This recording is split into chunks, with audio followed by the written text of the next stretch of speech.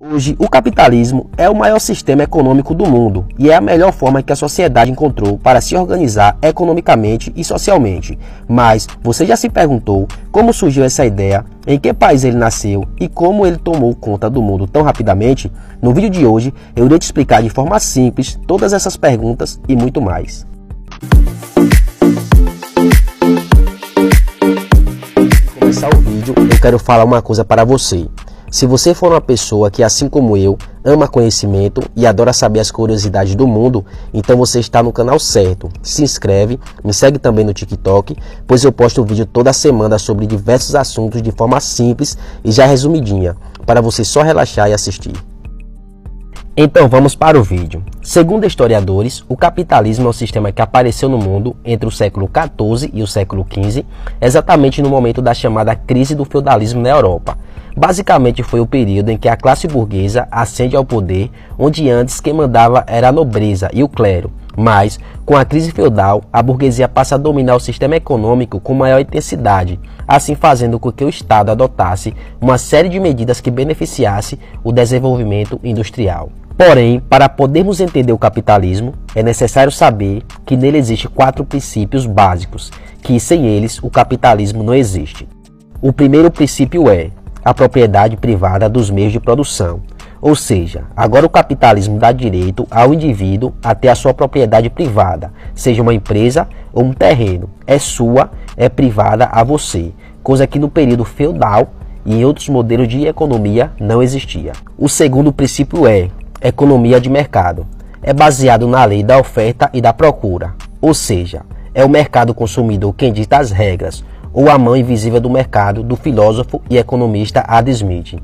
E essa economia ela é livre e o Estado não deve interferir nos valores, pois a lei da oferta e da demanda se encarrega disso. O terceiro princípio é a sociedade dividida em classes sociais, burguesia e proletariado, que basicamente a burguesia é a dona dos meios de produção. Por exemplo, grandes empresas têm um dono e sua classe é a burguesia, pois ele detém os meios de produção, que são as empresas.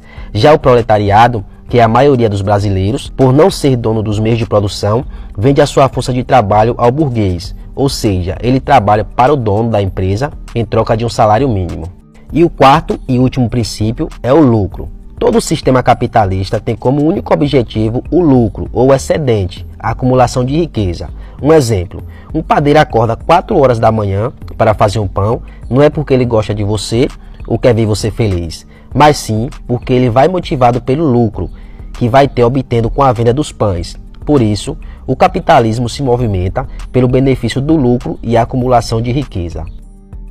Então, o capitalismo que conhecemos hoje, com os 4 princípios que aprendemos agora há pouco, começou a se dar forma na Inglaterra com a Revolução Agrícola, que foi após a ocupação da burguesia ao poder político, que criou juntamente com a rainha a lei de cercamento de terras, que basicamente era: a burguesia irá cercar todas as terras que não tivessem documento e torná-las privadas. Porém, na prática, era expulsar todos que dependiam das terras, pois os camponeses na época não tinham os documentos dos terrenos e simplesmente foram expulsos das terras. E para não morrerem de fome, pois não tinha mais onde plantar, foram obrigados a migrar para as grandes cidades para tentar melhores condições de vida. Ou seja, desde o período feudal até os dias atuais, o governo lasca o pobre e beneficia o rico. E com a migração dos camponeses para as grandes cidades, eles passaram a ser dessa forma assalariados, nascendo assim a classe proletariada. Esses fatores também contribuíram para a Revolução Industrial, pois com as terras sendo privadas e não mais comunitárias, elas passaram a ter o valor de mercadoria e podendo assim ser arrendadas e vendidas, e gerando lucro. Com isso, o nível de investimento e tecnologia aumentou muito.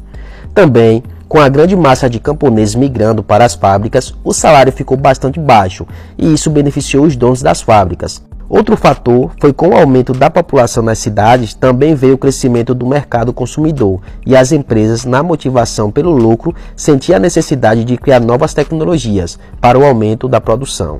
E assim nasceu a primeira Revolução Industrial. Com a descoberta do carvão e as máquinas a vapor, o nível de produção saltou e o capitalismo se espalhou por toda a Europa. Depois veio a segunda revolução industrial, com a descoberta do petróleo e do desenvolvimento das multinacionais, fazendo assim com que o capitalismo dominasse o mundo. E hoje podemos ver o capitalismo sendo representado por grandes empresas por todo o mundo, com países bilionários. Um exemplo disso é os Estados Unidos. A parte boa é que o capitalismo trouxe e traz avanços tecnológicos e econômicos constantes para a nossa civilização. A parte preocupante é onde essa busca incessante pelo lucro e a concorrência vai parar.